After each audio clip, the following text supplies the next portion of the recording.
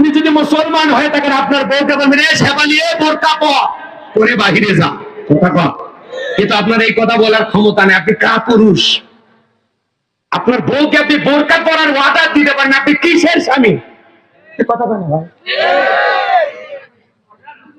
যতদিন পর্যন্ত একটা মেয়ের বিয়ে না হয়েছে ততদিন তার বাপের দায়িত্ব তার মেয়েকে বোরকা পরানো, পর্দা করানো, কোরআন সুন্নাহর নিয়ম নীতির ভিতরে রাখা, কথা বলেন ঠিক কি না?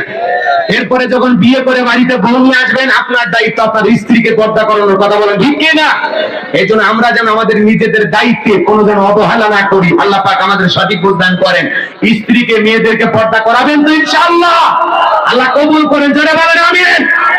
আমার ভাইরা লম্বা হবে, লম্বা করবো না, সংক্ষিপ্ত কথা বলে দিয়ে গেলাম, সামনের দিকে যায়। যে কথা বলতে চাচ্ছিলাম, তাহলে নামাজের ভিতরে দাঁড়ায় আমাদের মন খালি ছটফট করে, কথা কোন ঠিক কিনা? এক সাথে এত তারা উড়া করে ওযু করছে, এক ঠ্যাং না ধুয়ে মরছে।